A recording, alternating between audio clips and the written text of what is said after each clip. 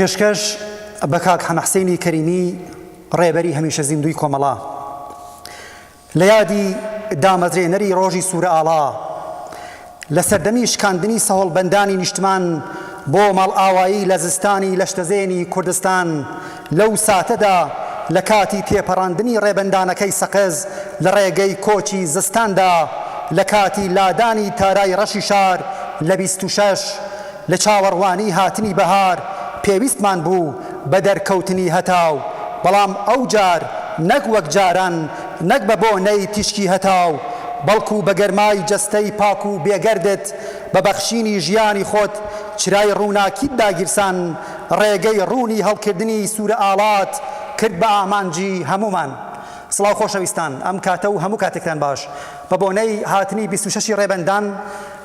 ساڵوەگەڕی ئاشکرابوونی هەڵسوڕانی کۆمەڵا گەرم و گەشترین پیرۆزبایی خۆم و سەرجەم هاوڕێی و هاوکارانم لە ڕیزەکانی کۆمەڵەوە پێشکەش بە ئێوە خۆشەویستان و ئاواتەخوازم کە هەردەم لا خەبات و تێکۆشاندا بن. بەڕێزان، هەروواکە بەڵێنماندا بوو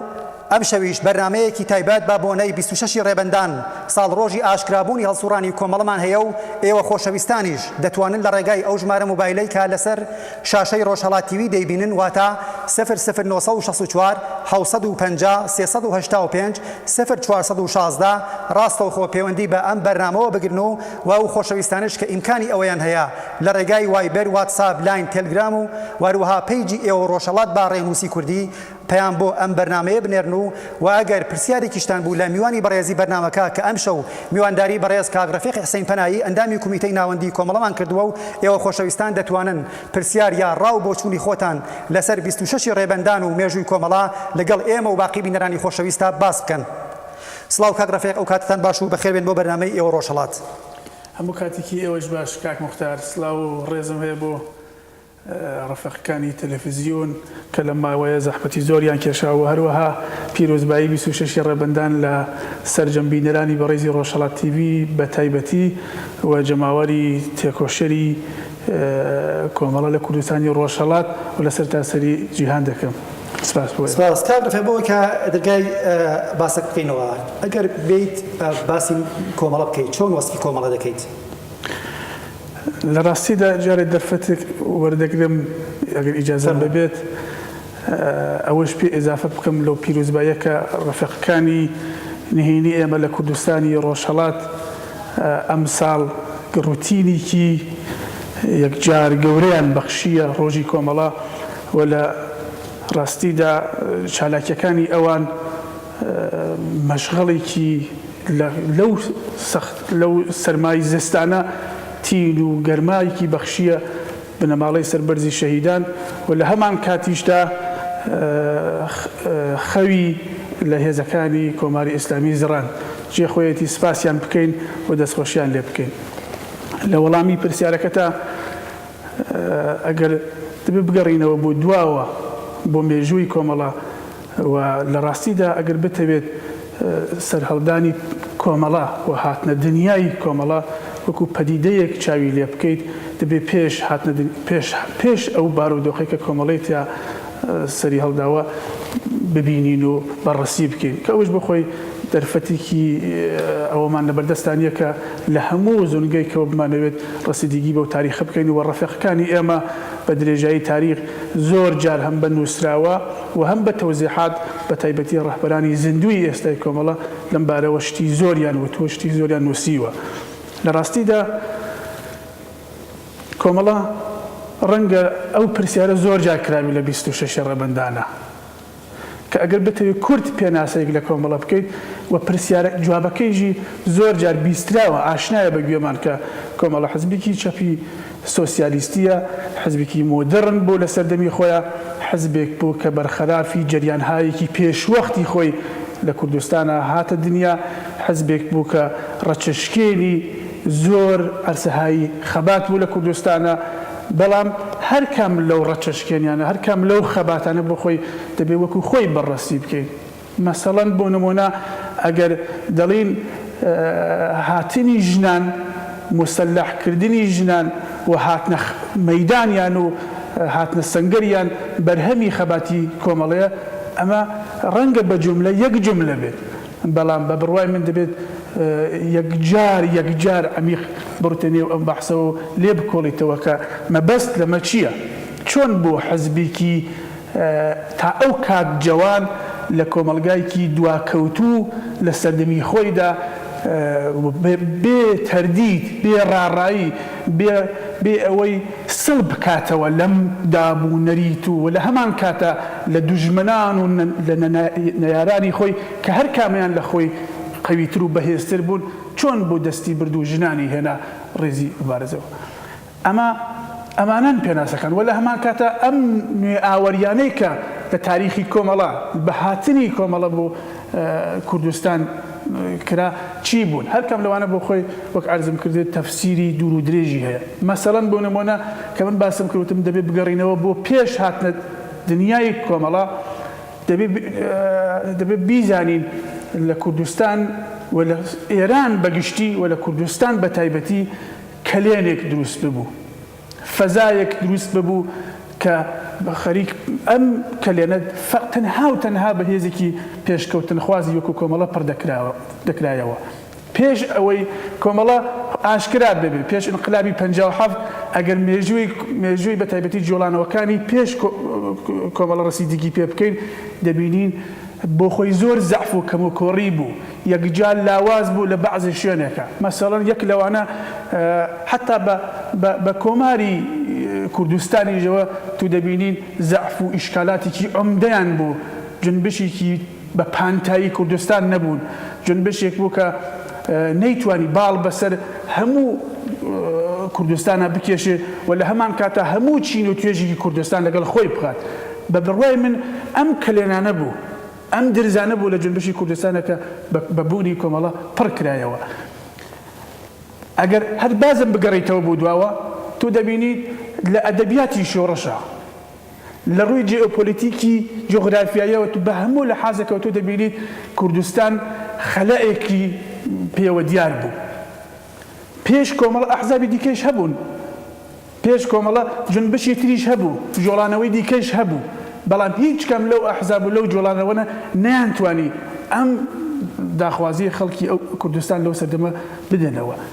یەک لەوانە مەسەڵەن بۆ نمونە جەمعیەتی شارنشینی ڕۆشتی کرد، شارەکان بەسەریعی گەورە بوونەوە و خەڵکی شار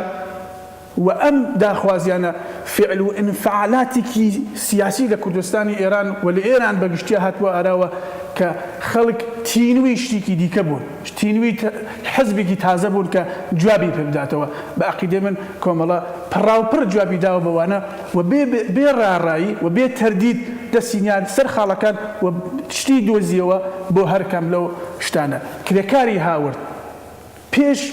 پێشەمە ئەم چین و توێژانە خۆیان نبینیەوە لە جنبشی کوردستانە. هەر بۆیە ئەگەر ئێستا دەبینی لە کوردستانی هەر چوار پارچە، لە باشووری کوردستان، لە باکوور، لە کوردستانی ڕۆژهەڵاتی پەنای خۆمانە کە دەبینی ژنان شێواش خەریکن تێنە مەیدان، بە عەقیدەی من ئەگەر لە من بپرسیت ئەوە بەرهەمی خەباتی کۆمەڵەیە. دێمە وڵات ئێستاش پەیوەندێکی تەلەفۆنمان لەگەڵا. سڵاو، ئەو کاتتان باش. فەرموو.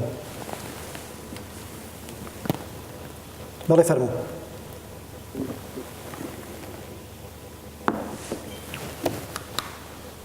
بڵێ تاو پەیوەندی ئامادەبێت هاوڕێیانی نەغەدا تەشکیلاتی کۆمەڵە لە شاری نەغەدا پێشەوەی کە بەرنامەکە دەست پێ بکەین چەند چەلەکێکیان بوو کە بە منیان ڕاگەیان ژێرەدا پێشکەش بێەوە خۆشەویستانی دەکەم. ئەندامان و دڵسۆزانی کۆمەڵە لە شاری نەغەدا لە ناوچەکانی حاجی خدری، مەدرسەی معەلەم، 32 میتری نەبوەت، دەوروبەری تەلاری نەورۆز، پادگانی وەلی عاسر، فەرهەنگیان، خیابانی باڵەخچی، 53 هکتار، مزگەوتی سەید کەمال، مەدرسەی دانشی کۆن، تراکت و نووسراوە و دروشمەکانی کۆمەڵەیان لەو شوێنانە بڵاو کردوێتەوە کە بووەتە ئەمایی خۆشحاڵی خەڵکی شاری نەغەدەی خۆشەویست. وهروەها لە ناوخۆی کوردستانیش لە ماوەی ڕۆژی ڕابردوودا چەندین پەیامی پیرۆزبایی هات بۆ ئەم بەرنامەیە کە من لێرەدا ناوە بەشێک لەو پەیامەی ئێوە خۆشەویستان کە هەست و سۆزی ئێوەیە بەرامبەر بە کۆمەڵە و مێژووی کۆمەڵە دەخوێنمەوە. کۆمیتەی کاک فواد 24 لە شاری سنەی خۆشەویستەوە. پیرۆز بێت 26 ڕێبەندان ئەندامانی سەرکردایەتی و کادر و پێشمەرگەکان و بنەماڵی سەربەرزی شەهیدان ئێمە کۆمیتەی کاکفوات 24 لە شاری سەربەرزی سنە و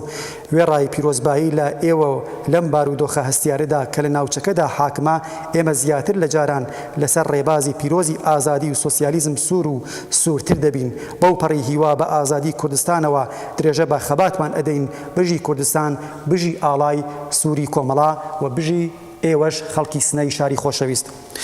واروها لە شاری سنەوە حوزەی پەیام سنە ئەوانیش پەیامێکیان نردووە کە لێرەدا پێشکەش بێەوە خۆشەویستانی دەکەم. ڕۆژی 26 ڕێبەندان ڕۆژی کۆمەڵا پیرۆزبایی ئەکەین لە تەواو پێشمەرگە قارەمانەکان کە بە خوێنی خۆیان داری ئازادی ئاو دەدەن سەرکەوێ خەباتی ڕزگاری خوازانەی کوردستانی ڕۆژهەڵات حوزەی پەیام لە شاری سنەی خۆشەویستەوە. کاک ڕەفیق چەند خاڵی گرنگ هەیە کە شانازی خەباتی چەندین ساڵەی کۆمەڵەیە بۆی کە نەسڵی نوێی خەباتکاری کۆمەڵا لەوانەیە لەو مێژووە پەرشنگاری کۆمەڵا زیاتر ئاگادار نەبن ئەگەر دەکرێت باسێک لە ئەو مێژوەش بکەین. ئەگەر بە شێوەیەکی تەرتیب ئەو خاڵانەی کە جنابەت باست کرد یان دەبینیت یەک لەوانە کە عەرزم کرد مەسەلەی ژنان بوو کە هێنایە نێو سفوفی خۆیەوە دوو بەرخوردی کۆمەڵا بە جامعەیەکی دواکەوتوو و بە نەمایەندەی مەزهەب لە کوردستاندا سێ بەرخوردی کۆمەڵا بە نسبەت جوانان و بە نسبەت کۆمەڵگای خۆیەوە لەو سەردەمە کە نەسڵێکی تازە خەریک بۆ پێگەیشت بوو سێ جۆرێک لە هێنانە ئارای شێوازێکی تر لە خەباتی مسلحانە لە کوردستان هێنانە ئارای خەباتی مەدەنی لە کوردستان کۆمەڵێک لەمانە بەشێکن لەو خاڵانەی کە کۆمەڵە پێوە پێناسە دەکرێت و نەسڵی ئەمڕۆ دەبێ بیناسن بەداخەوە ڕەنگە کە مادام باسی نەسڵی تازەمان کرد ناڵم ئاشنانین بە تایبەتی تریبۆنی ئێمە کە تەلەڤیزیۆنی ئێمەیە ڕێکخستنی نهێنی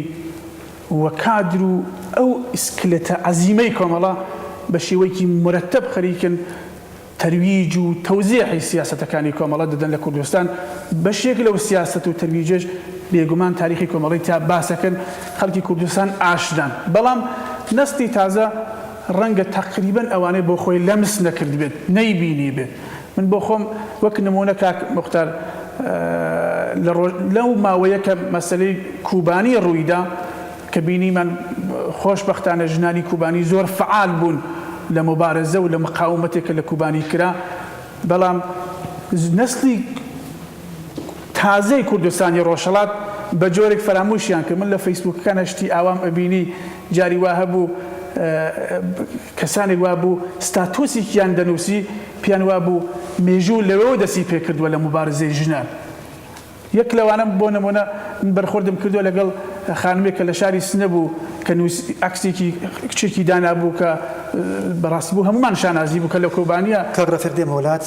ئێستاش پەیوەندێکمان لەگەڵە سڵاو لێبێ و ئەو کاتتان باش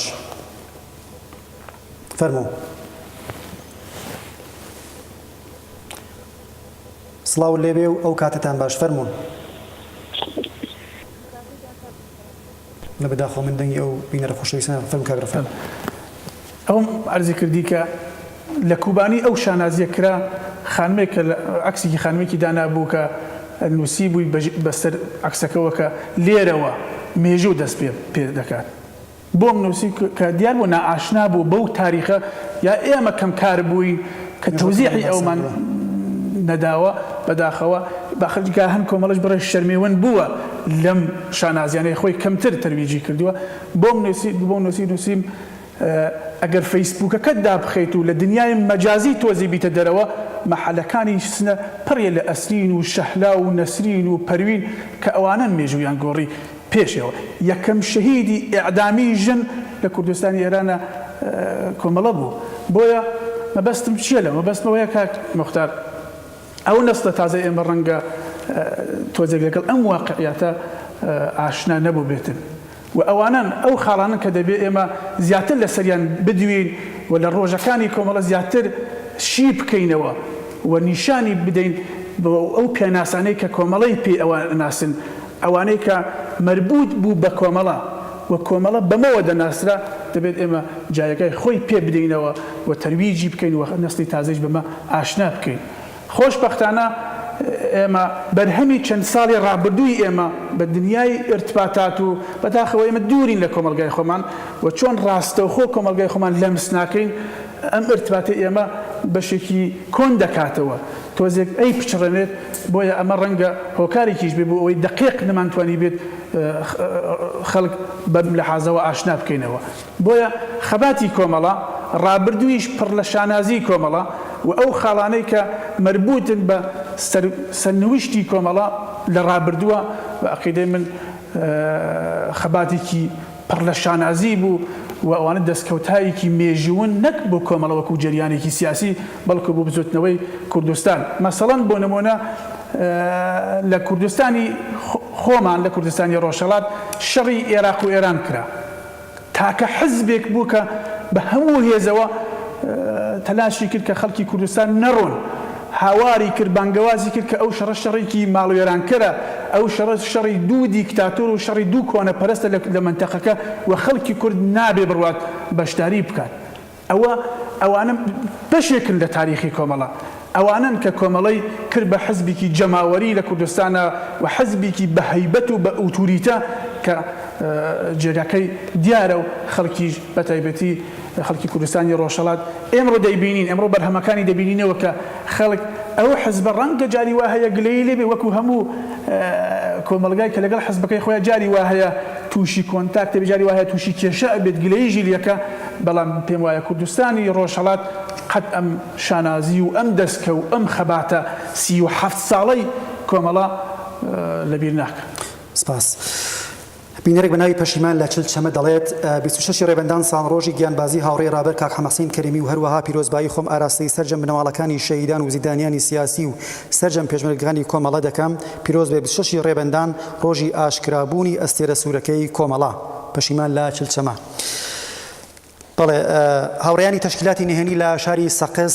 پەیامێکیان نردووە کە من دەقی پەیامەکەیان دەخوێنمەوە.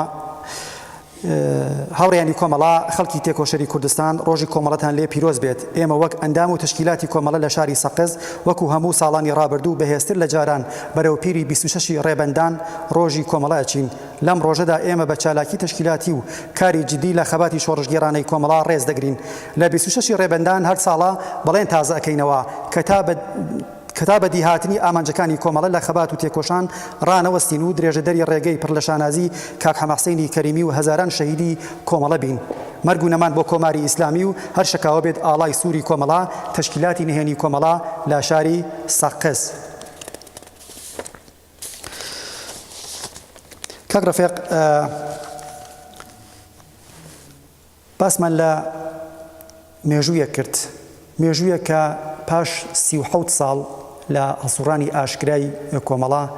هێشت پەیوەندیمان لەگەڵا بەڵێ پاش 37 ساڵ خەباتی ئاشکرای کۆمەڵە ئێمە دەبینین کوڕان و کچانی 20 ساڵ 25 ساڵ کە کەمتر ئاشنان بە مێژووی کۆمەڵەش بە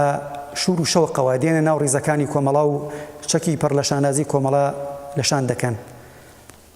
ئەو هەستە چۆن دەبینی؟ بەڵام پێشەوەی کە وەڵامی ئەو پرسیارە بینەوە بەشێک لە چالاکانی ناوخۆی کوردستان لە شارەکانی مەریوان بۆکان و سەرجەم ناوچەکانی کوردستان ئاسمانی ئەو شارانەی کوردستانیان نورباران کردووە هەر لە شاری سەوڵاوە شارە دێینێ لەنجاوە مەریوان بۆکان سەقز و باقی ناوچەکانی کوردستانیش حتمەنە کە هاوڕێیان بە شێوەی ڕاستەوخۆ راپۆرتەکانی خۆیان دەنێرن بۆ ئێمە و ئێمە لێرەدا بۆ ڕای گشتی بڵاوی دەکەینەوە. ئێستاش ئەو راپۆرتە یا ئەو چالاکی هاوڕێیانی کۆمەڵە دەبینین و دێینەوە خزمەتی ئێوە خۆشەویستان. بەردەوام بن لەگەڵمان.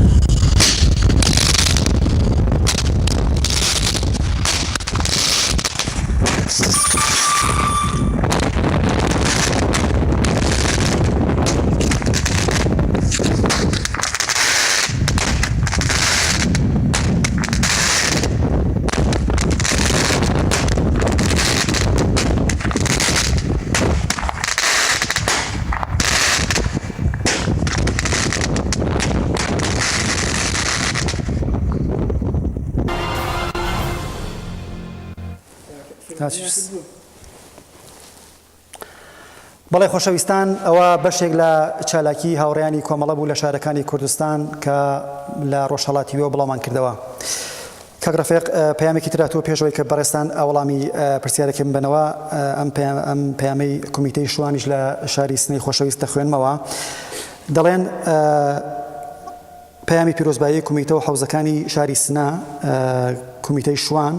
ڕۆژی 26 ڕێبەندان ڕۆژی ئاشکرابوونی کۆمەڵا پیرۆز بێت لە هەموو تێکۆشەرانی کۆمەڵە بەتایبەت هێزی پێشمەرگە و چالاکانی سەنگەری شارەکانی کوردستان ئێمەش لەم ڕۆژەدا پەیمان نوێ دەکەینەوە کە درێژە پێدەری ڕێگای پڕ لە شانازی شەهیدانمان بین و ئامادەین کە بۆ ئەم ئارمانانە گیانمان پێشکەش بکەین. هەر بەردەوام و سەرکەوتوو بن. فەرموو. والله کاک مختار لە وەڵامی ئەو پرسیارەت کە نەسلی تازە بە شۆڕشۆقەوە پەیوەستە بن ڕۆژانە بە سفوفی کۆمەڵەوە با من لە وەڵامەکە تا ئاوا پرسیارە بکەم. ئەگەر بۆ کۆمەڵە بۆ کێ بڕۆن؟ ئەگەر کچێک نەی بۆ کۆمەڵە دەبێت بۆ کام ئادرس بڕوە؟ چه ئادرسێک، چه حزبێک، چه جریانێک باشتر لە کۆمەڵە وجودی هەیە بڕوا بۆ ئەحزابێکی دیکە بۆیە دەبێت بۆ کۆمەڵە. ئەگەر خوێندکار بێت دەبێت هەر بێ بۆ کۆمەڵە. ئەگەر کرێکار بێت دەبێت هەر بێ بۆ کۆمەڵە. ئەگەر مشکلاتی بێت هەر دەبێت بێ بۆ کۆمەڵە. بۆیە کۆمەڵە ئەو حزبەیە کە پۆتانسیلی ئەمەی تایە کە لە هەر سەردەمێکە جواب بەم نیازی هەموو قشر و هەموو چین و توێژێکی کۆمەلگا کوردستان بداتەوە. بۆیە ئەوە شانازیکی بەڵێ زۆر گەورەیە کە کچان و کوڕان بە 1001 موسیبەت کە بۆ خۆتان بەشێکی دەزانن کە چۆنە پەڕنەوە لە سنوورەکان بە تایبەتی کە دەگەنە ئوردوگەکانی کۆمەڵە، دەگەنە فێرگەی کۆمەڵە، چلۆن بە زەحمەتی دەگەن بەلای ئێمە. بەو هەموو خەتەراتەوە هێشتا هەر دێن و هەر پەیوەستە بن بە ڕێزەکانی کۆمەڵە. بۆیە من پێم وایە نەک من پێم ئەگەر لە هەر کامیان بپرسیت ڕوبەڕوو هەر کامیان ببیتەوە دەڵێن دەبێت ئەو پرسیارەوەکەوەی جۆرێک لە بێمانایی بێت. ئەگەر بۆ کۆمەڵە نەبێت بۆ کام مەسەلەی ملی ئەگەر مشکلەی مەسئلەی ملی ببێت هەر دەبێت بێ کۆمەڵە. کۆمەڵەیە بە باشترین شێوە حەلی دەکە. ئەگەر مشکلاتێکی تەبەقاتی ببێت لە کوردستانی ئێرانە هەر لە کۆمەڵەیە خۆی دەبینێتەوە. بۆیە بەڵێ ئەو پرسیارە باقیدەم وڵایەکەی دەبێت بەوەی کە دەبێت هەر بێن بۆ کۆمەڵە و دەبێت سفوفی کۆمەڵە بەبوونی ئەو کچ و کوڕەلاوانەیە کە بە تایبەتی ئێستا بووبار و دۆخی اقتصادی سیاسی اجتماعی لە کوردستانی ئێرانە یەکجار لە وەزعێکی نابسامانە، وەزعێکی ناخۆشە. بۆیە تاکە ڕێگایش بۆ ڕەهابوون لەم وەزعیەتە مبارەزەیە. دەبێت کچان و کوڕانیش پەیوەست بن بەم خەباتەوە، پەیوەست بن بە حزبە دیرین و حزبە ڕاستبوو و حزبە تێکۆشەرەکەی خۆیان کە کۆمەڵەیە. بەڵێ دێم وڵات کاک ڕەفیق بینەرێک لە شاری ساڵاوە ئەوش پیرۆزبایی خۆی و ستەرجەم خەڵکی و شارەی بە بۆنەی 26 ڕێبەندان بۆ بەرامەکەمان نردووە کە ئێمەش لێرەوە پیرۆزبایی 26 ڕێبەندانیان لە خەڵکی شاری خۆشەویستی ساڵاوە دەکەین. بینەرێکی دیکە دەڵێت سڵاو لا خۆت و سەرجەم هاوڕێیانی کۆمەڵا 26 ڕێبەندانتان لێ پیرۆز بێت. ئێمە پۆلێک لە هاوڕێیانی ڕێبازی شەهید هەمزە عەباسی لە ئاوایی کولتەپەی قورمیش پیرۆزبایی 26 ڕێبەندانتان لێ دەکەین. ئێمەش لێرەوە لەلایەن خۆم و سەرجەم هاوڕێیانی هاوکارم لە ڕۆژهەڵاتیویەوە پیرۆزبایی خۆمان پێشکەش بە ئێوەی خۆشەویست لە ئاوایی کولتەپەی قورمیش دەکەین. هاوڕێیانی حەوزەی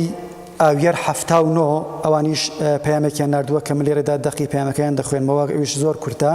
دەڵێن لەلایەن خۆمانەوە ڕۆژی 26 ڕێبەندان لە گشت کادر و پێشمەرگەکان و بنەماڵەی شەهیدان و زیندانیانی سیاسی پیرۆزبایی دەکەین. هەروەها هاوڕێیانی کۆمەڵە لە زانستگای پەیامنووری مەریوان بە بۆنەی 26 ڕێبەندان ڕۆژی کۆمەڵا پەیامێکیان نردووە کە ئەمە دەقەکەیەتی. کۆمەڵانی خەڵکی کوردستان، خوێندکارانی خەباتکار، هەروواکە ئاگادارن کۆماری ئیسلامی بە هەموو شێوەیەک هەوڵەکانی خۆی لە پێناو سەرکوتی ئێمەی خوێندکار و هەموو توێژەکانی کۆمەلگای کوردستان هەر لە ژنان، مامۆستایان، کرێکاران و توێژی ئازادیخوازی کوردستان خستوەتە گەڕ.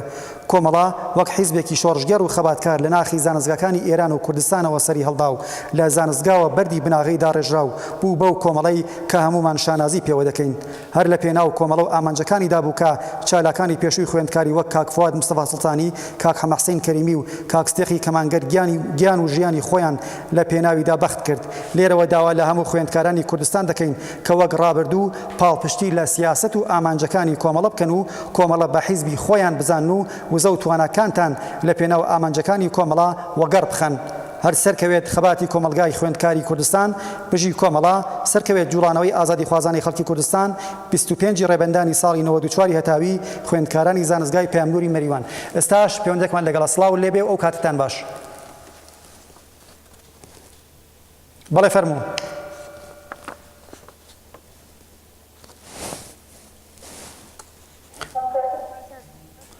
سڵاو لێبێ ئەو کاتتان باش فەرموو شاری مەریوانەوە کێشە ڕێبەندان پیرۆزبایی لە تەواو شیدانەکە بەڵێ فەرموو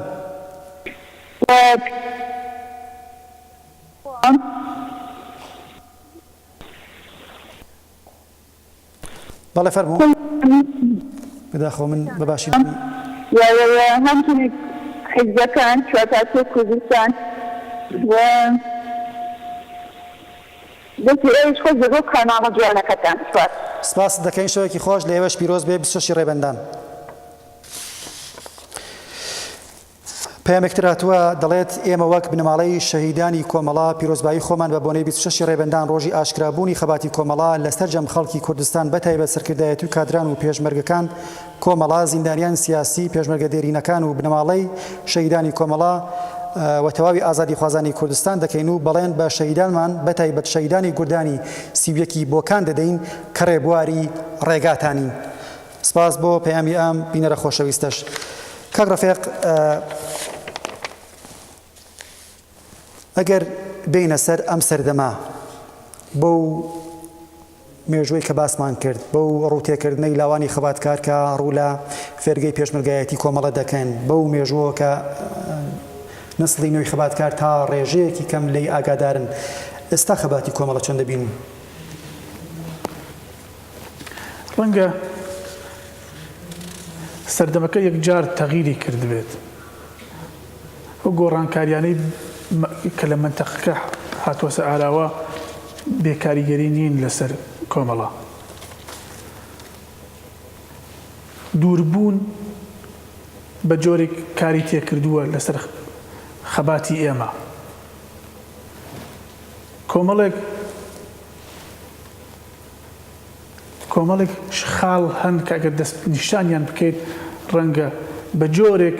کۆندی لە خەباتەکەی ئێمە بەگشتی لە کوردستانی ڕۆژهەڵات دروست کرد بێ کە ئێمەش بەشێکین لەو خەباتە بەڵام ئەگەر بێتەوە سەر کۆمەڵە ئایا بۆ تەکمیلی پرسیارەکەی جنابەت کۆمەڵە هەر ئەو حەزبەیە کە لەم سەردەمەیە جواب بە هەموو نیازەکانی جامعی کوردستان بداتەوە بە دڵنیاییەوە بەڵێ ئەو حەزبەیە ئەرسەی فعالیەتی ئێمە لە ئاستی نێونەتەوەی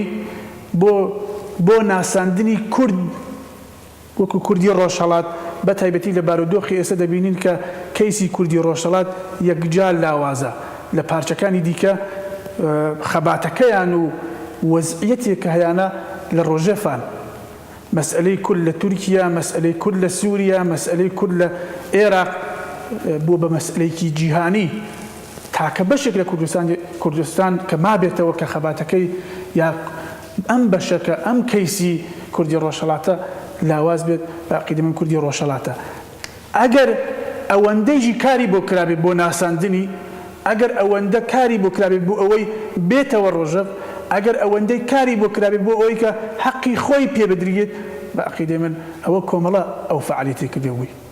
ئەوە ئەو ئەرسەیە کە کۆمەڵە پڕی کردوێتەوە لە ئاستی دیپلۆماسی نێونەتەوەیە کە دەبینین لە پێش چاوی هەموو عالەم و میدیاکان بە تایبەتی پوششی دەر دەبینین کە لە ئاستی دیپلۆماسیەوە کۆمەڵە چەندە قەویە و توانیوێتی بێجگە لە حەزبەکەی خۆی وەکو کۆمەڵە کارەفەر دێمە وڵاتە لە درێژەی ئەو پرسیارەدا ئێستاش پەیوەندێکمان لەگەڵا سڵاو لێبێ و ئەو کاتتان باش فەرموو بەڵێ فەرموو.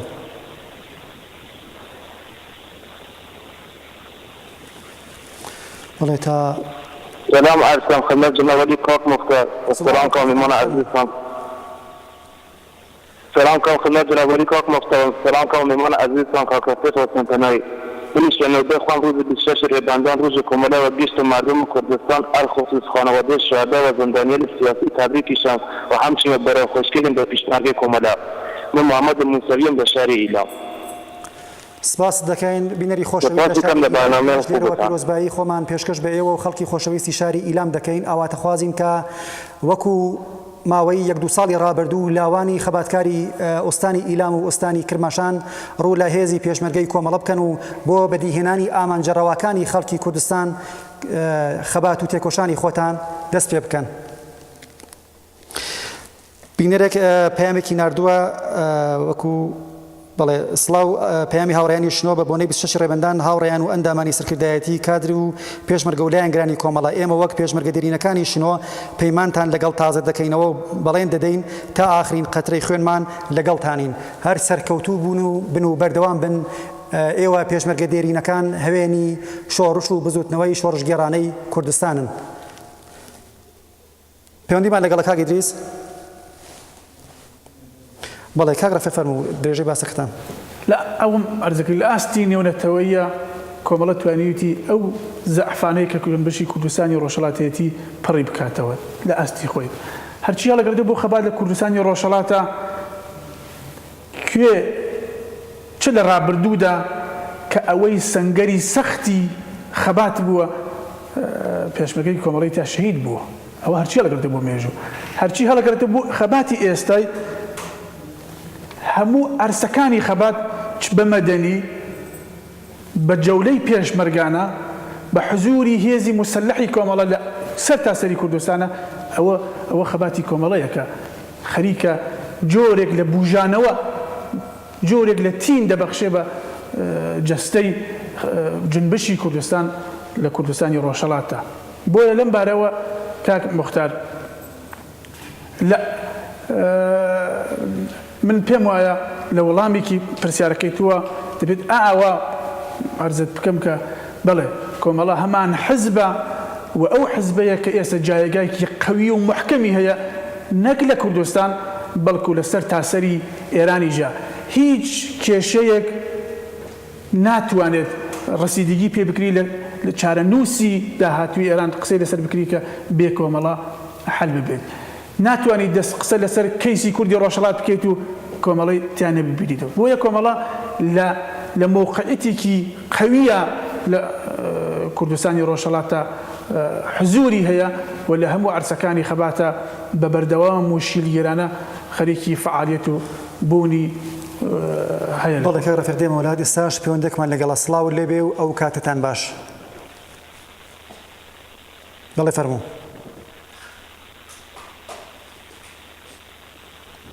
بەڵێ فەرموو. بەڵێ تاو پەیوەندی ئامادە بێت من پەیامێکی لە بینەرانە خوێنمەوە دەڵێت من سەحار لە پیرانشار ڕۆژی کۆمەڵە لە هەموو پێشمەرگە قارەمانەکانی کۆمەڵە و هەموو خەڵکی کوردستان پیرۆز بایی دەکەم چاوەڕوانی گەڕانەوەتانین کە دووبارە شارەکانی کوردستان بنەخشێن. سەحار لە پیرانشار.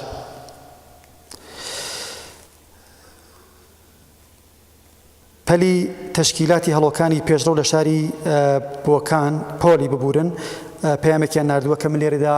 بۆ ئێوە خۆشەویستانی دەخوێنمەوە. ئێمەوە کۆمەڵێک لە هاوڕێیانی بەشی تەشکیلاتی نهێنی کۆمەڵە لە کۆمیتەی شەهید حوسەین مستەفازادە لە شاری بۆکان بە بۆنەی هاتنی 26 ڕێبەندان ساڵ ڕۆژی ئاشکرابوونی خەباتی کۆمەڵە گەرمترین پیرۆزبایی خۆمان ئاراستەی کادر و پێشمەرگە و ئەندامانی کۆمەڵە بنەماڵەی سەربەرزی زیندانیانی سیاسی بنەماڵەی سەربەرزی هاوڕێیانی گیان بەخت کردو کەم ئەندامانی سەنگەری پێشمەرگایەتی و سەرجەم کۆمەڵانی خەڵکی تێکۆشەری کوردستان بەگشتی و دۆستان و ئەویندارانی کۆمەڵە بەتایبەتی دەکەین و هەر لێرەوە لەگەڵ بنەماڵەی سەربەرزی هاوڕێیانی گیان بەخت کردو پەیمان تازە دەکەینەوە کە جەسوورتر لە جاران درێژەدەری ڕێگای پیرۆزیان بین. دیسانەوە ڕۆژی کۆمەڵە لە هەموو هاوڕێیان و تێکۆشەرانی کۆمەڵە و هەموو ئەو کەسانەی کە ڕۆژێک لە ڕۆژان لە ناو ڕیزی پڕ لە شانازی کۆمەڵەدا خەباتیان کردووە پیرۆز بێت. مەرگ و نەمان بۆ کۆماری ئیسلامی سەرکەوێ بزوتنەوەی ڕزگاری خوازانەی گەلی کورد هەر شەکاوە بێت ئاڵای سووری کۆمەڵە کۆمیتەی تەشکیلاتی تشکیلاتی شەید حسەین مستەفا زادە لە شاری بۆکانی خۆشەویست هەر سەربەرز و بەردەوام بن. بەڵێ بینەڕین خۆشەویست ئێستاش هاوڕێی هاوکارم ئاماژەکەن کە ناوبڕێکی دیکە دەبینین کە پەیامی پیرۆزبایی بەشێک لە هاوڕێیانی پێشمەرگەیە ئەو ناوبڕە دەبینین و دێنەوە خزمەتی ئێوە خۆشەویستان بەردەوام من لەگەڵمان.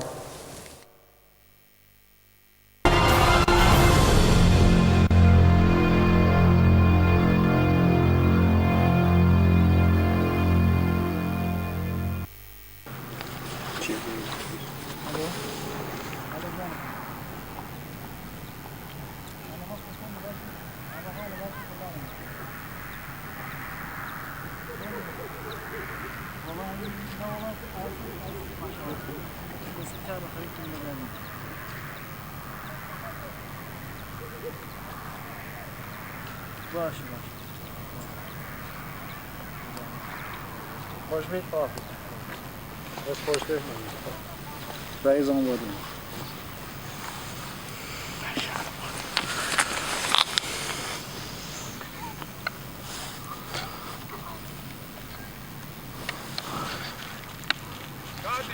بله بله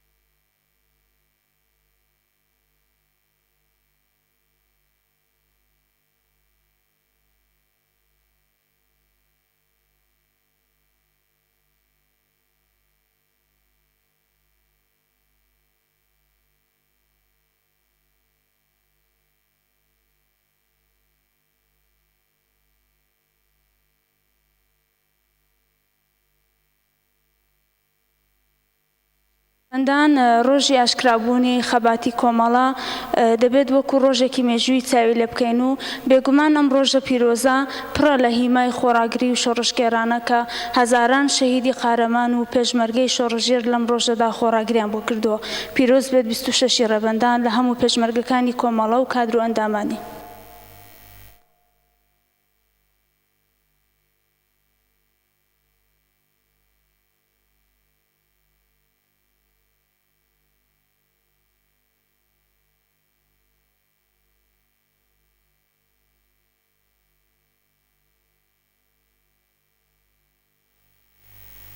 منیش وەک پێشمەرگەیەکی کۆمەڵا بە بۆنەی هاتنی 26 ڕێبەندان ساڵڕۆژی ئاشکرابوونی خەباتی کۆمەڵا گەرم و گەشترین پیرۆزبایی خۆم ئاراستەی کۆمەڵانی خەڵکی تێکۆشەری کوردستان، کرێکاران و زەحمەتکێشان، زیندانیانی خۆراگری سیاسی، پێشمەرگە دێرینەکان، کەمەندامانی سەنگەر، بنەماڵەی سەربەرزی هاوڕێیانی جانبەختکردو و هەموو هاوڕێیان دەکەم کە ڕۆژێک لە ڕۆژان لە ناو ڕیزەکانی پڕ لە شانازی هێزی پێشمەرگەی کۆمەڵەدا خەباتیان کردووە و بە پێویستی دەزانم وەک ڕێبوارێکی شێرگیری ڕێبازی کۆمەڵە پەیمان تازە بکەینەوە کە تا خەباتی گەلی کورد لە پێناو گەیشتن بە ئامانجە بەرزەکانی لە ئارادابێ دڵنیابن یادی ڕۆڵەکانی ئێوە موژدەبەخشی ڕێگەی پڕ لە سەروەنیمانە و دڵی گەورەی کۆمەڵە بەردەوام بە یادی بەرزی ئەوان لێدەدا. زۆر سوپاس بۆ ئێوە سەرکەوتوو.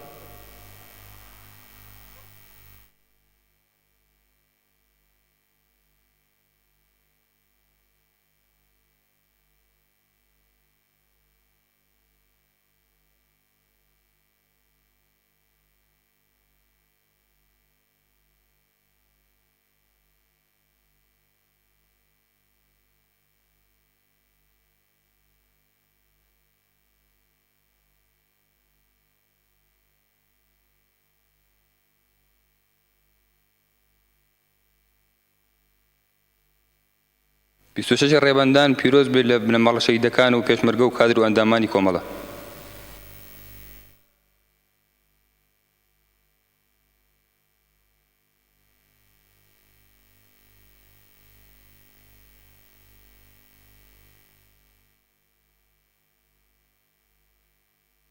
سپێکی ئەس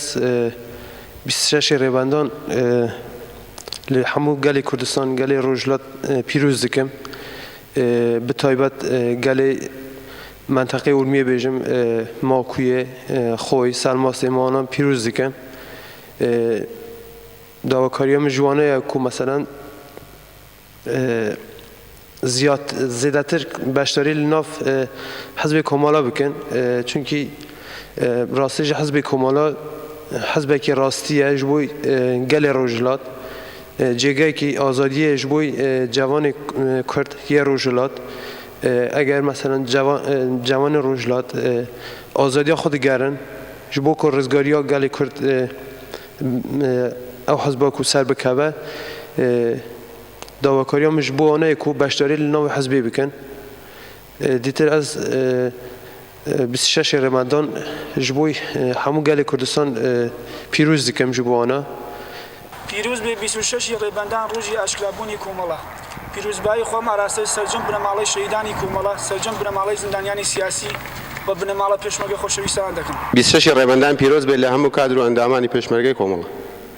ببونی هاتنی 26 ریبندان و اشکرابونی خباتی نینی کوملا پیروز بای خو عراسی سرجم کۆمەڵانی خەڵکی کوردستان و بنەماڵی شەهیدانی کۆمەڵە و کەمەندامانی سەنگەر و پێشمەرگە و کادر و ئەندام و پێشمەرگەکانی کۆمەڵاکەم هیوادارم ساڵی داهاتوو بتوانین مەراسمی 26 ڕێبەندان لە کوردستانێکی ئازاد و سەربەخۆ بەڕێوەبەرین. پیرۆز بە 26 ڕێبەندان ڕۆژی کۆمەڵە پیرۆزبایی خۆم ئاراستەی ئەندامان پێشمەرگەکان هەڵسوڕەوانی کۆمەڵە لە هەموو بەشەکانی تەشکیلات دەکەم.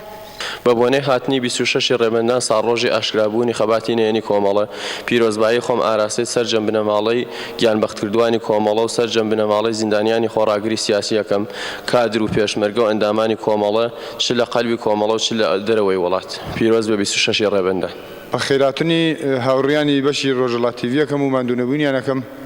منیش لێرەوە پیرۆزبایی خۆم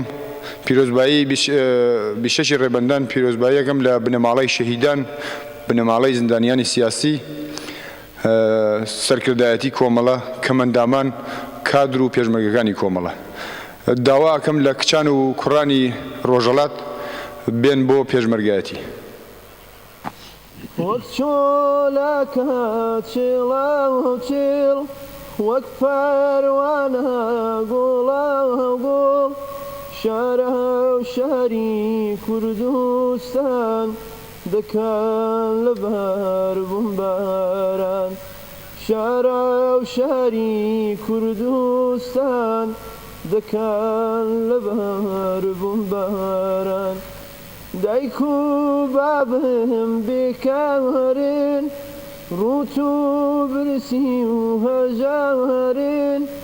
مەدرسەمان ڕووخاوە خومپارە و بۆم لێداوە مەدرسەیشمان ڕووخاوە خومپارە و بۆم لێداوە وەک چۆلەکە چێڵاوە چێڵ وەک پەروانە گوڵاوە گوڵ شارە و شاری کوردستان دەکەن لەبەر بمباران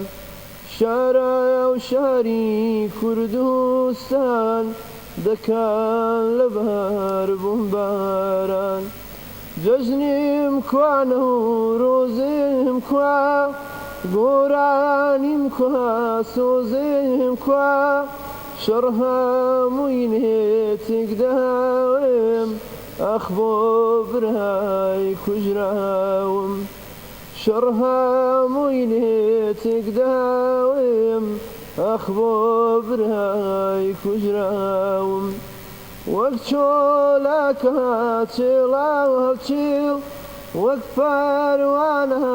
گوڵاوە گوڵ شارە و شاری کوردستان دەکەن لەبەر بمباران.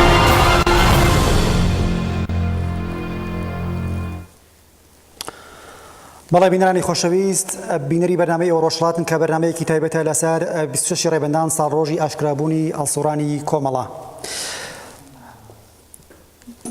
چەند پەیامی هاتووە کە من لێرەدا ناوەناوە بۆ ئەو خۆشەویستانی دەخوێنمەوە. بەڵێ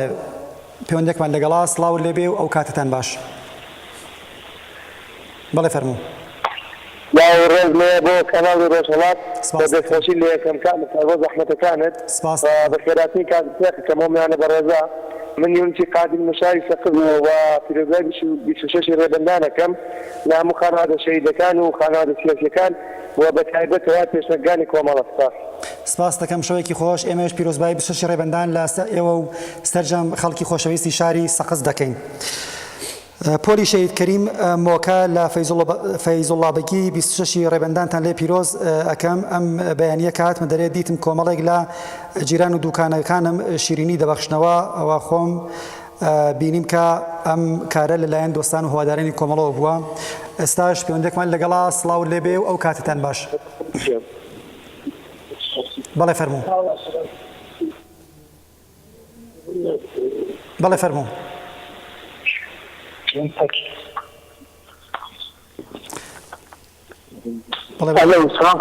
گیانەکەم فەرموو.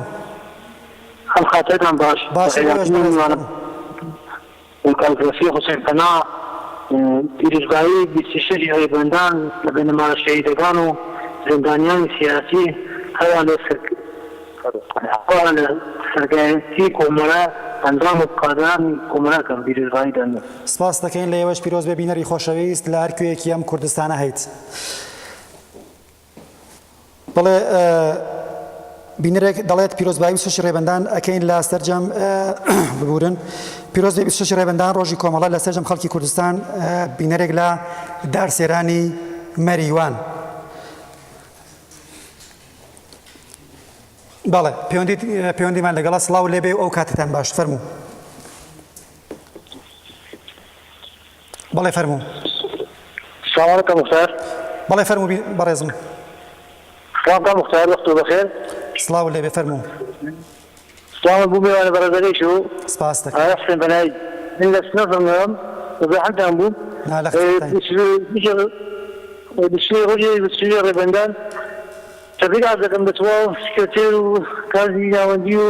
تۆ پێشمەرگەوار و تۆ زەحمەتیشۆ ڕێی خەبات و ئازادی گرت. هەروە تبریک عرض دەکەم بە تۆ و خانەوادەی شەهیدان و بنەماڵەی زیندانیان و زیندانیانی سیاسی و هەروە تۆ ئەو کەسانە کە لەم ڕگا زەحمەتی گەیانکێشەوە. مەمنون. سپاس دەکەین لە ئێوەش پیرۆز بێ بینەری خۆشەویست لە شاری سنەی هەمیشە سەربەرزی کۆمەڵەوە.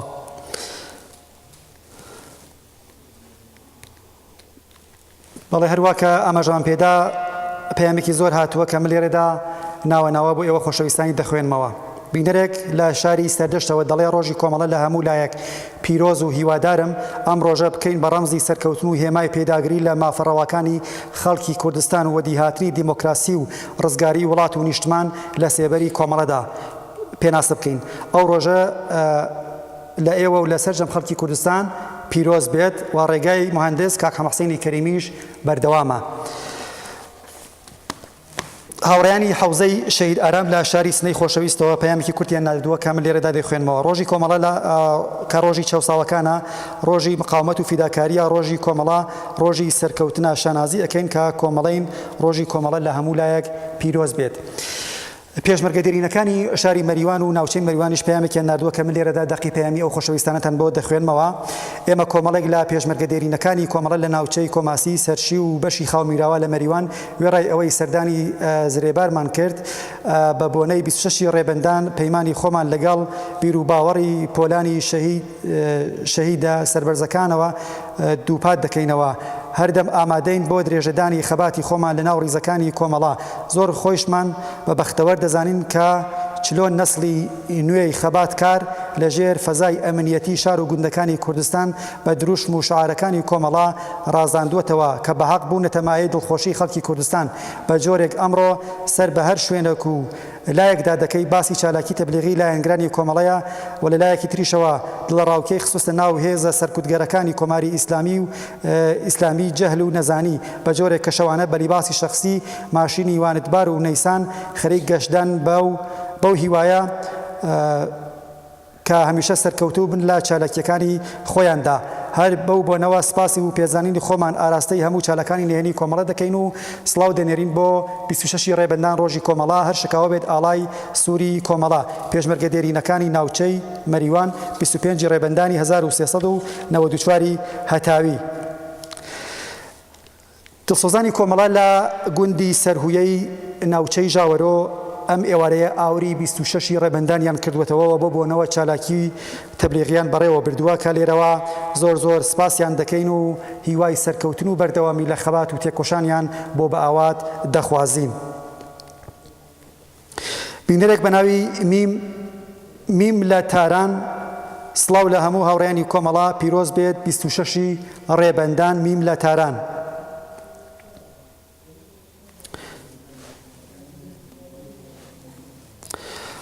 بەڵێ بینەرانی خۆشەویست دۆستان و لایەنگرانی کۆمەڵا ئێوەش دەتوانن وێنە و فیلمەکانی خۆتان کە لە چالاکیەکانی تایبەت بە 26 ڕێبەندان ئەم ئێوارەیە یا ڕۆژانی ڕابردوو گرتوتانە دەتوانن لە ڕێگای ئەو ژمارە موبایلی کە لەسەر شاشەی ڕۆژهەڵات تیڤیەوە بڵاو دەبێتەوە لە ڕێگای وایبەر واتساپ و لاین و تەلگرام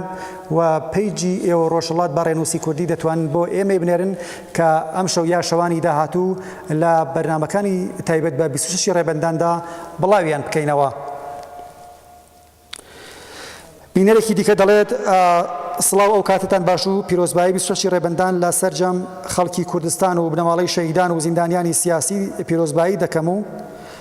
ئاواتەخوازیم کە هەردەم لە خەبات و تێکۆشاندا بن. بینەرێک بەناوی ژنێک بە نێوی ئاڵای ڕۆژهەڵات لە تەشکیلاتی نهێنی بۆکان پیرۆزبایی 26 ڕێبەندان لە هەموو پێشمەرگەکان و بنەماڵەی شەهیدان دەکەم.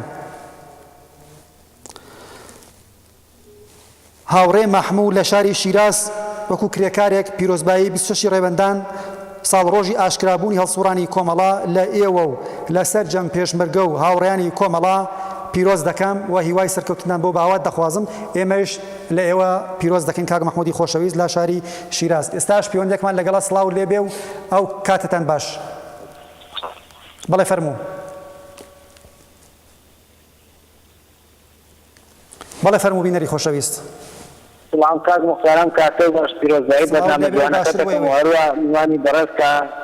باقی حسێن پەنایی ئێوە 26 ڕێبەندان پیرۆز دەکەم بە سەرجەم پێشمەرگەکانی کۆمەڵە و ئەندامانی کادرانی کۆمەڵە ئێوە 26 ڕێبەندان پیرۆز لە سەرجەم بنەماڵە شەهیدەکان و بنەماڵە سیاسیەکان دەزیندا. سپاس دەکەین لە ئێوەش پیرۆز بێ بینەری خۆشەویست بەردەوام بن لە خەبات و تێکۆشان. بینەرێک دەڵێت پیرۆز بێت 26 ڕێبەندان لە هەموو خەڵکی چەوساوی کوردستان و بنەماڵەی سەربەرزی شەهیدان ئازاد لە شاری نەغەدا بژین و بەردەوام بن لە خەبات. بەڵێ ئێستاش پەیوەندێکمان لەگەڵا سڵاو لێبێ و ئەو کاتتان باش. بەڵێ فەرموو. سڵاو کاکەریان باشی. سڵاو لێبێ و کاتتان باش. بەرنامە جوانەکەتانەکەمە هێرە لە خێراتی کاگرافە حسێن پەنایی یەکەم بۆ بەرنامەکەتان. سپاست دەکەین.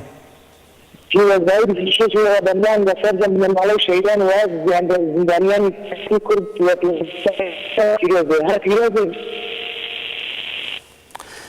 سپاس دەکەین لە ئێوەش پیرۆز بێ بینەری خۆشەویست سپاس بۆ پەیامەکەتان. دیلان لە سنە دەڵێت سڵاو و ڕێزم هەیە پیرۆزبایی 26 ڕێبەندان لە کاگڕەفێق و سەرجەم پێشمەرگەکان دەکەم دیلالم لە شاری سنەی خۆشەویستەوە ئێمەش لەلایەن خۆمان و کاگڕەفێقەوە پیرۆزبایی 26 ڕێبەندان لە ئێوەی خۆشەویست دەکەین ئاواتەخوازین کە هەمیشە سەرکەوتوو بن.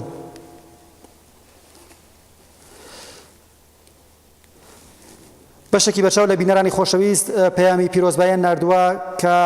بە حکمەوەی کە هاوشێوەن تەنیا ئاماژە بە ناوەکانیان دەکەین. سەیران لە شاری کرماشان، ئارمان لە شاری بۆکان، معروفی لە شاری جوانڕۆ، بینەرێکە ناوی خۆی نەنووسیوە لە شاری سەرپێڵی زەهاو، ئەوین لە ناوچەی سەلاسی باوەجانی، پرشنگ لە شاری سنا، حەیدەر لە شاری کرماشان. بەڵێ ئێستاش پەیوەندێکمان لەگەڵا سڵاو لێبێ و ئەو کاتتان باش. بەڵێ فەرموو.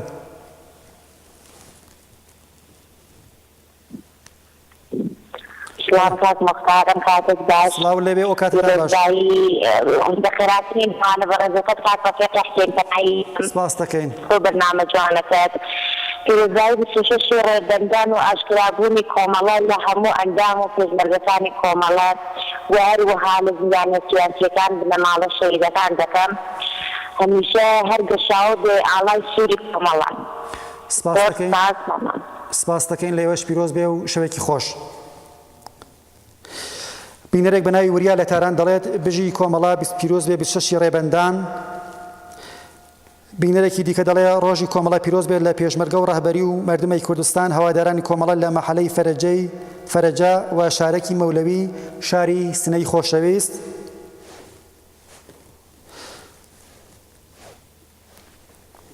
پیرۆزبایی 26 ڕێبەندان لە ئێوە و سەرجەم خەڵکی کوردستان دەکەم ئارمان لە شاری دیواندەرە کاک ڕەفیق دیارە پەیامی بینەرانی خۆشەویست کە هەمویان هەست و سۆز و خۆشەویستین بەرامبەر بە کۆمەڵە و پێشمەرگەی کۆمەڵە و مێژووی کۆمەڵە دیارە بە شێوەیەکی بەرچاوە ئەگەر کات بوو و مەجال بوو حتمەنەکە پەیامی و خۆشەویستانە بڵاو دەکەینەوە بەڵام ئێمە بینیمانە هەروە کە ئەم شەو بەشێکی بەرچاو لە چالاکیەکانی کۆمەڵەمان بینی چالاکیەکانی کۆمەڵە چۆن بینی بەڵام پێشەوەی کە وەڵامی ئەو پرسیارە بینەوە هاوڕێنی هاوکارم ئاماژەکەن کە ناوبڕێک ئامادەیە ئەو ناوبڕە دەبینین و دێنەوە لە خزمەتتانداین بەردەوام من لەگەڵمان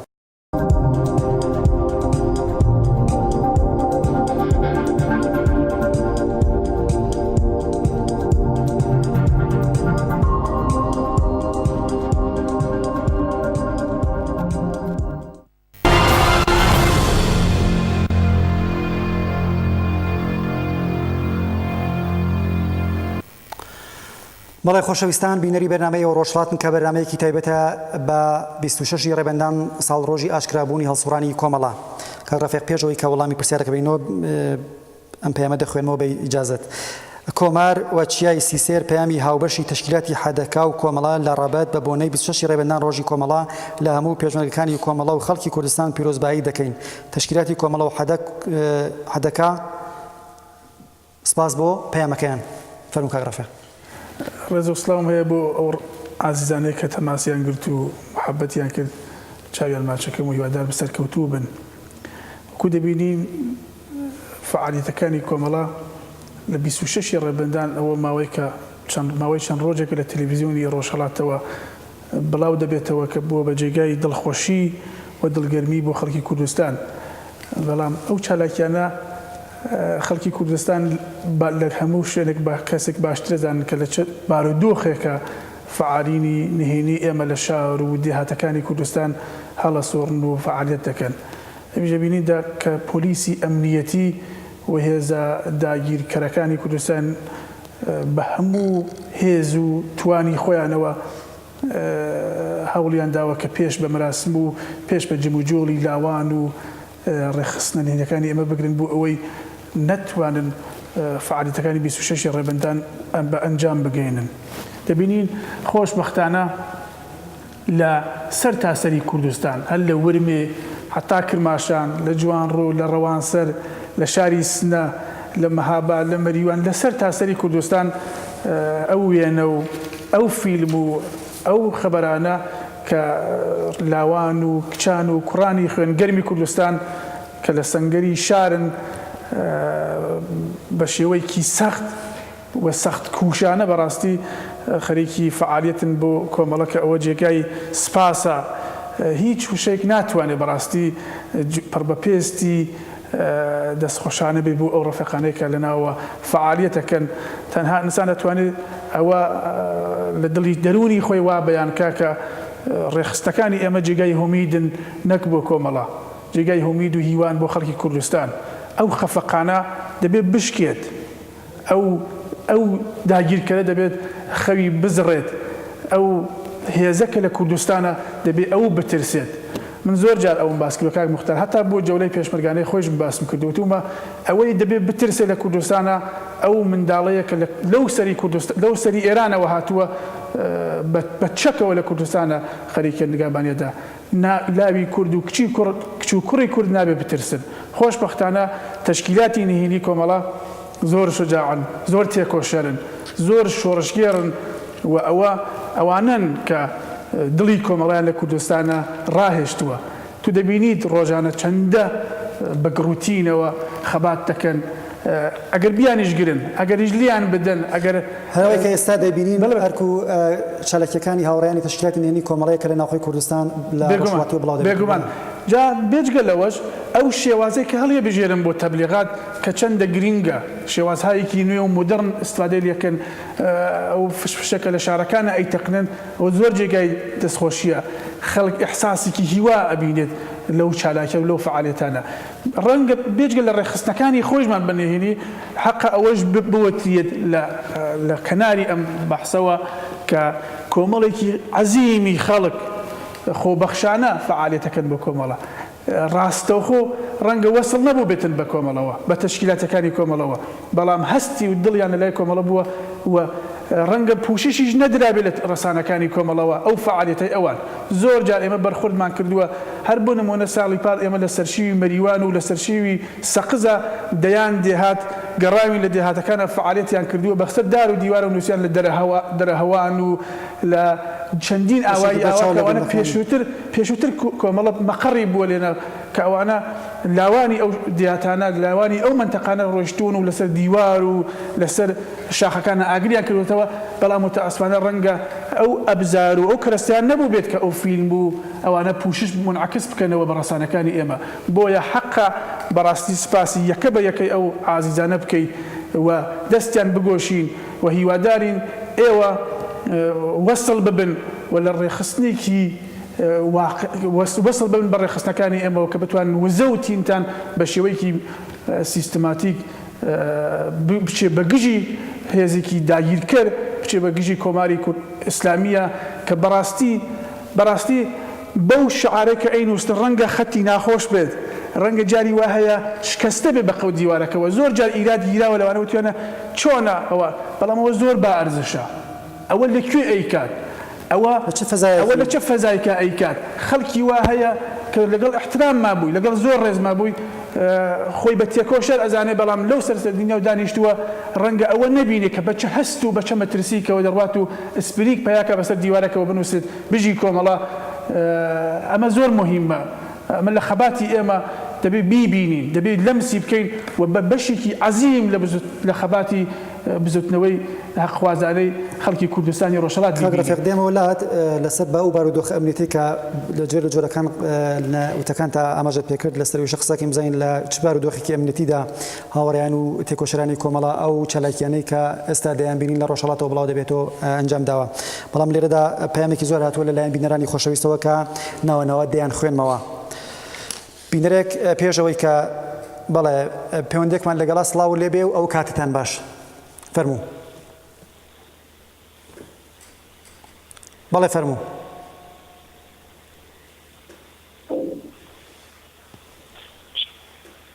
بەڵێ فەرموو بەڵێ فەرموو بەڕێز ئەلۆ بەڵێ فەرموو ئەلۆ سەلام عەلەیکوم سڵام بەڕێز گیان ئەو کاتتان باش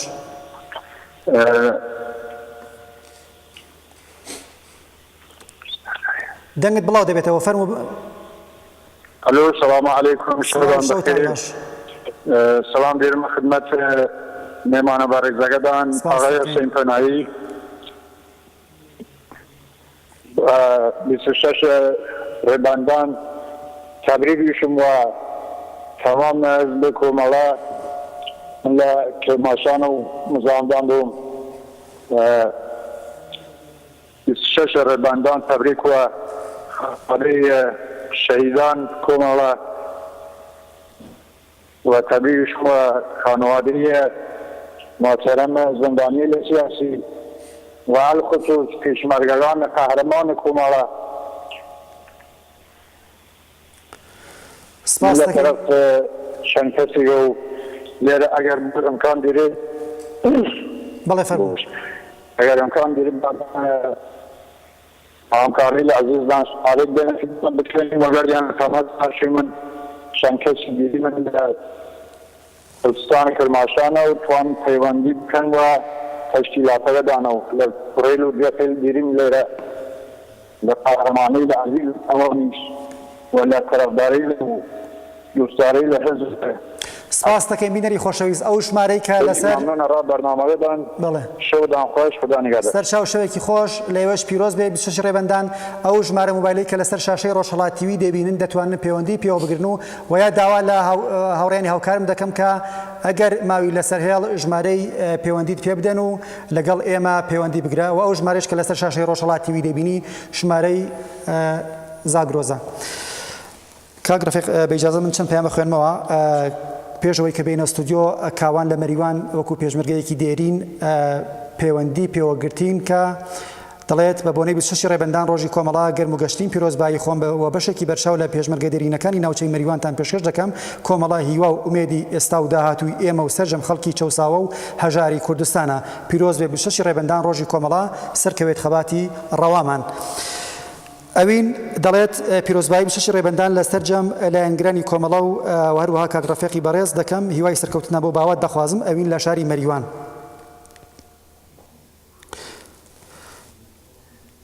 بینەرێکی دیکە دەڵێ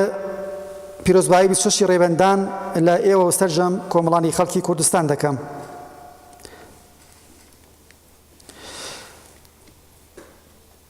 ڕێبەندان پیرۆز بێت ڕۆژی کۆمەڵا جێ لە شاری تاران. ڕۆژین لە بۆکان دەڵێت 26 ڕێبەندان ڕۆژی کۆمەڵا پیرۆز بێت لە تەواو ئەندامانی کۆمەڵا لە دایکی شەهیدانی سەربەرزی ئازادیخوازی کوردستان سەرکەوێت و سەرکەوتوو بێت کۆمەڵەی شۆڕژگێر. سپاس بۆ پەیامی هەموو ئێوە خۆشەویستان کە لە شار و ناوچە جیاجەکانی کوردستانەوە بۆ ئێمەتان ناردبوو. کاک ڕەفیق لە بەڵێ هاوڕێنەوە کارمان ماژەکەن کە 5 دقیقە کاتمان ماوە. کاک ڕەفیق هەروەکە پێشتر پرسیارێکم لە بەڕێستان پرسی ئەویژەوە بوو یا لە وتەکانی بەڕێستە بە جۆر لە جۆرەکان باست لە دۆخ و فەزای ئەمنیەتی کرد کە لە کوردستاندا لەلایەن کۆماری ئیسلامیەوە بەسەر شار و ناوچەکاندا سەپاوە بە حکومەوەی کە ئێمە وەکو ئۆرگانی زاگرۆسپردی پەیوەندی دۆستان و هەوادارانی کۆمەڵین لەگەڵ کۆمەڵا تایسە چ راپۆرتێک لەو بارەوە بە زاگرۆز گەیشتووە؟ جارە دەبێت ئەوەش ئاماژە پێ بکەین بۆ خۆی باسی ئۆرگانی زاکرۆس کرد زاکرۆست کرد دەبێت ئەوەش ئاماژە پێ بدەین کە کۆماری ئیسلامی چەندین جار هەولی داوە کە تووشی کێشەی بکات و بۆمبی دانا لە ئۆردوگەکانی کۆمەڵا و ئۆرگانی زاکرۆزیش بوو بە ئامانج کە خۆشبەختانە ئەوە خونسا بووە و زانیمان کە کۆماری ئیسلامی چەندە بە ترسەوە دەڕوانێت لەم ئۆرگانە. کاک موختار ڕێخستنەکانی ئێمە بڕوای من جوابی کۆماری ئیسلامیان چاکدایەوە ئەم ساڵ. کۆماری ئیسلامی بۆ ئۆرگانی ئێمە بۆ ڕێخستەکانی ئێمە دەکا بە ئامان بۆ خەڵک دەگرێت بۆ لێ ئەدا بۆ زیندانیەکە بۆ ئەعدامیەکە تەنها و تەنها بەم مەبەستەکە خەڵک بترسێنێت و پاشەکشەیان پێ بکە. ئەوە زۆر بەڵگەیەکی حەیی و حازرە کە کۆماری ئیسلامی دەبێت بیبینێت بەڕاستی کە خەڵک بە ترس بۆ بەم کردەوە تروریستیانە پاشەکشە ناکەن و بە تایبەتی ڕێخستەکانی ئێمە کە لە مەکتەبێکی پڕ لە قارەمانی و پڕ لە شجاعەت پەروەردە کراون قەت کۆڵ نادەن قەت پاشەکشە ناکەن. ئەمە لە لای دووهەم کۆماری ئیسلامی بەو راپۆرتانەی کە بە ئێمە گەیشتووە پێش 26 ڕێبەندان ئامادە باشی لێداوە بەخشنامەی نردووە بۆ شار و بۆ دێ هەموو سەرچاوەکانی خۆی بە بەسیج و بە سپا و بە ئیتلاعات و بەوانەی کە بۆ خۆی پێڵێت سەربازانی گۆمنامی ئیمام زەمان بەو هەموو تەبلیغەوە کە پێوە کات و پێوە دەنازێنێکە ئەوە ئێمە پێشمان بە قەولی ئەو زیدی انقلاب گردووە و پێشمان بە فعالینی کۆمەڵە گرتووە نیشانیدا کە کۆمەڵە لەم ڕابتە چەندە بەجێگای ئەوەی پاشەکشە بکە چەندە ڕۆیشتۆ پێشەوە. بۆیە فەزاکە بەو ئەخباراتی کە بە ئێمە گەیشت یەکجار توندیان گرت بوو حساسەتێکی یەکجار زۆریان نیشاندا بوو لە بەعزی شوێنە هێزیان دانا بوو کە تەقە لە خەڵک حتا دەستوری ئەویان دابوو کە تەقە بکەن لە فعالینی ئێمە لە کاتی شەوە کە خەریکی تەبلیغات و خەریکی لە کۆچە کۆڵانەکانە تراکتەکانی کۆمەڵە بڵاوەکەنەوە بۆیە بەم مەترسیەوە بەم فەزا ئەمنیەتیەوە کە سەروبەمی هەڵبژاردنە هەموو تەلاشی خۆی کرد کە پێش بەو چالاکیانە بگرێت چۆن ئەمە بۆ ئەو حساس بوو حیاتی بوو سەرنوشتاز بوو بۆ سپە و دەستگای ئیتلاعاتی ئێران کە پێش بەمانە بگرێت بەمەوە کە بینین کە نەک کەمی نەکرد بەڵکو پانتایەکی وەسیعی لە کوردستان جاگردەوە کە خۆشبەختانە بینیمان کە چەندە بوو بە مایەی دڵخۆشی و دڵگەرمی بۆ خەباتەکەمان. بەڵێ کاک ڕەفیق پەیامێکی زۆر هاتوو من وەبزانم یەک دەقۆنیوە کاتمان ماوە ئەگەر فریاکەوم ئەو پەیامان دەخوێنمەوە. نگین لە مەریوان دەڵێت پیرۆزبای ئەم ڕۆژە پیرۆزە دەکەم لە خەڵکی مەریوان و خەڵکی مەریوان زۆر دڵخۆشن بە کۆمەڵا بژی هێزی پێشمەرگەی کۆمەڵا گیا ڕەنگ لە شاری ڕەبەت من وەک خۆم تەشکیلاتی نهێنی حەدەکان پیرۆزبایی ڕۆژی 26 ڕێبەندان لە هەموو کادر و پێشمەرگەکانی کۆمەڵی شۆڕژگێر و هەموو خەڵکی کوردستان و بەتایبەتی کاک عەبدوڵای موحتەدی و بنەماڵەی بەڕێزی مینەشەمی سیسێر پیرۆزبایی دەکەم. ئێمە جەمعێک لە هاوڕێنی دێرینی گوردانی 24 و 31 بۆکان مەهاباد پیرۆزبایی ئەم ڕۆژەتان لێ دەکەین و بەڵێن تازە دەکەینەوە کە لە پێناو ئامانجەکانی کۆمەڵەدا هەردەم لە خەبات و تێکۆشان دابین. هیوا لە بۆکان دەڵێت سڵاو و ڕێز و خۆشەویستیم بۆ جەنابتان و میوانە بەڕێزەکەتان سپاس دەکەین کاکی وای خۆشەویست لە شاری بۆکان پیرۆزبایی 26 ڕێبەندان ڕۆژی کۆمەڵە لە هەموو کادر و پێشمەرگەکانی کۆمەڵە دەکەم بەڵێن دووپات دەکەینەوە کە ڕێگای ڕابەرمان کاک حەسەین کەریمی درێژەی دەبێت.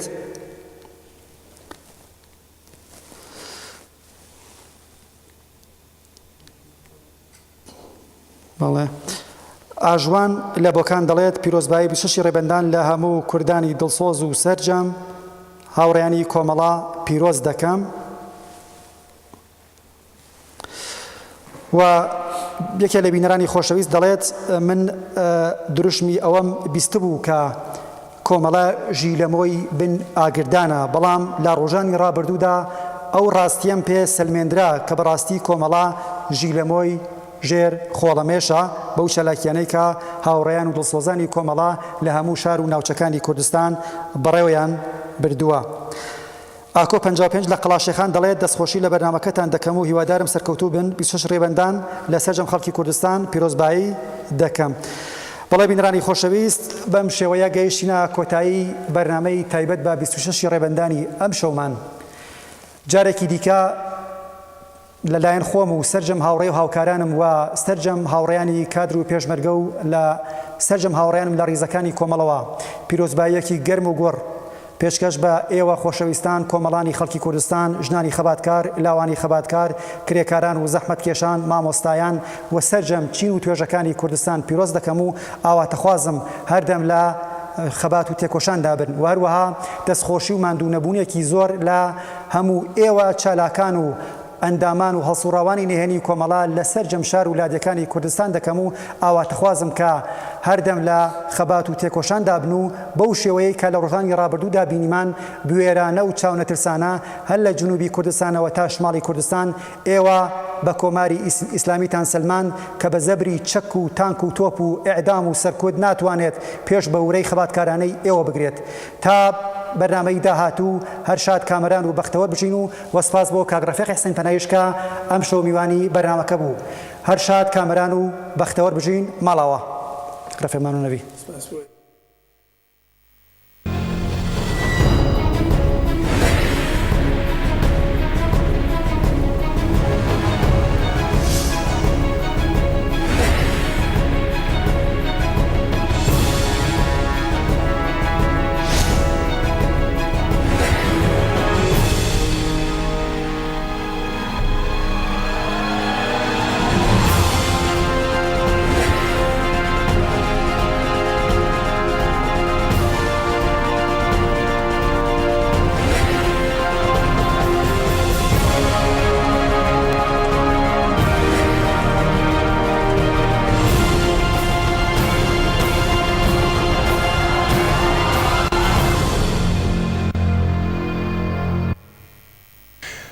پیرۆزبایی 26 ڕێبەندان لە هەموو خەڵکی کوردستان و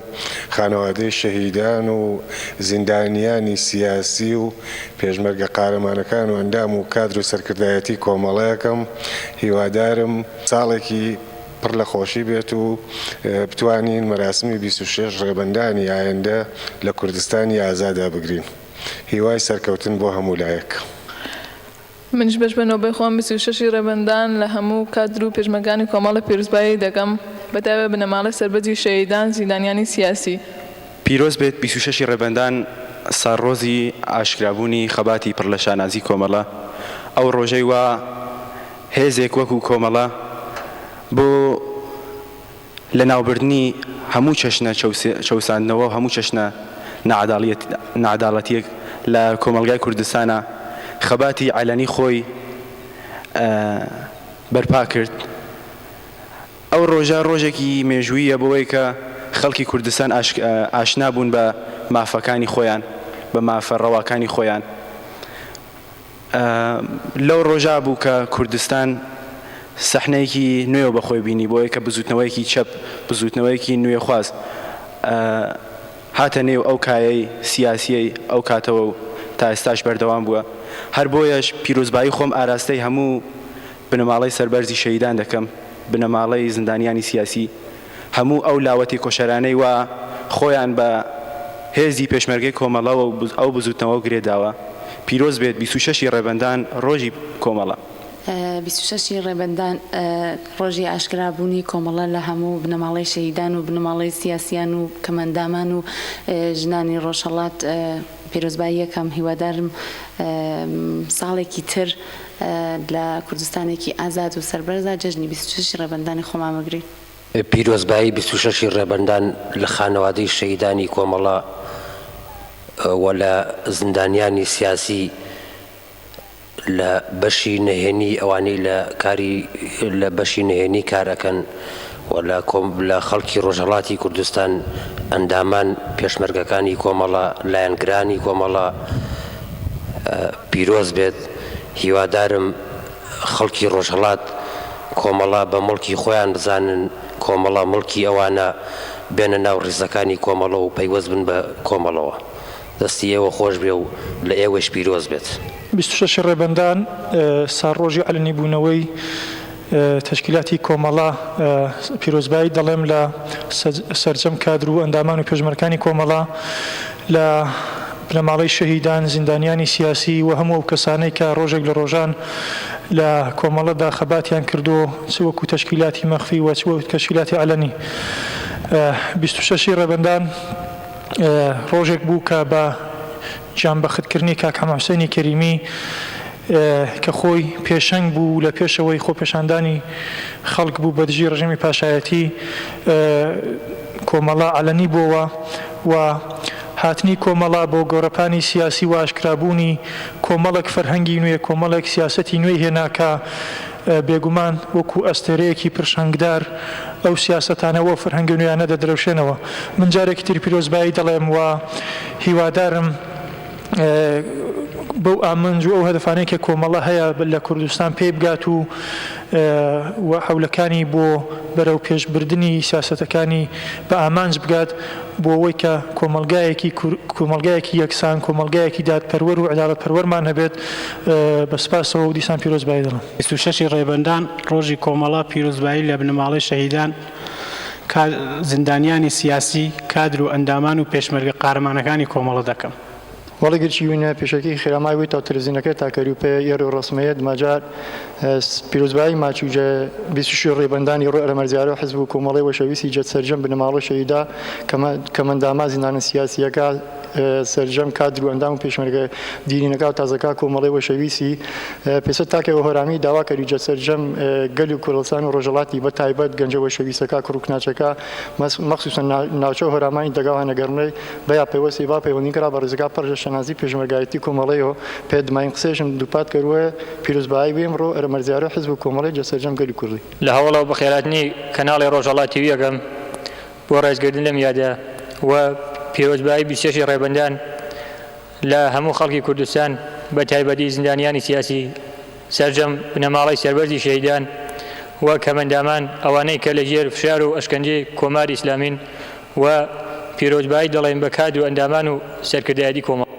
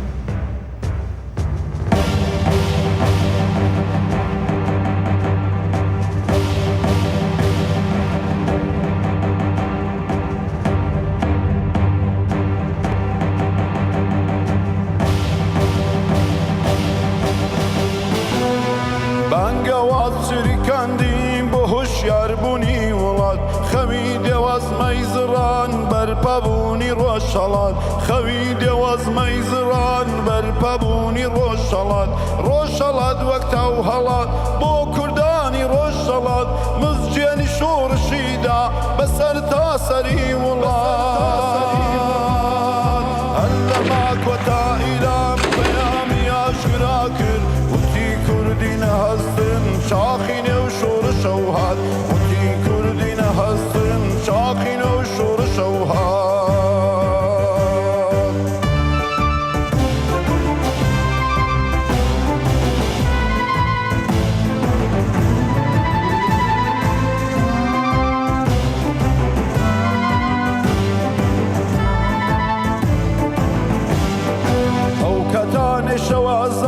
تەمای مەرجی تاوی بوو دەیاویست دەنگمان ببڕن تاریکی مەیدانی بوو دەیاویست دەنگمان ببڕن تاریکی مەیدانی بوو ئەو کەتانەی دەیاویست بەندی خڕکەن لە بندا دوور لە چاوی دنیا زمان ببڕن لە بندا دوور لە چاوی دنیا زمان ببڕن لە بندا ڕەندی ڕەندەر بزرگێنن هەژارە بێکەس کوشکەن ڕەندی ڕەندەر بزرگێنن هەژارە بێکەس کوشکەن زار و ژن و گەنج و پیر لە پشتیوان بێبەشکەن زار و ژن و گەنج و پیر لە پشتیوان بێبەشکەن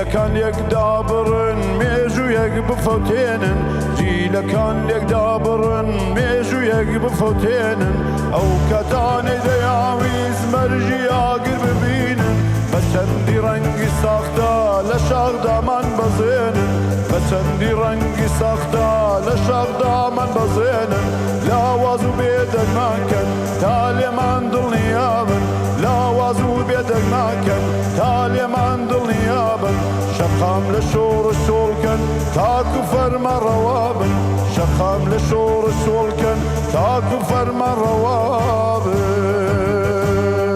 بانگەوات چریکاندیم بۆ هۆشیاربوونی وڵات خەوی دێوازمەی زڕان بەرپەبوونی ڕۆژهەڵات خەوی دێوازمەی زڕان بەرپەبوونی ڕۆژهەڵات ڕۆژهەڵات وەک تاو هەڵات بۆ کوردانی ڕۆژهەڵات مزجێنی شۆڕشیدا بەسەر تاسەری وڵات هەر لە ماکوە تا ئیران پەیامی ئاشکرا کرد وتی کوردی نەهەستن چاقی نێو شۆڕشە و هات وتی کوردی نەهەستن چاقی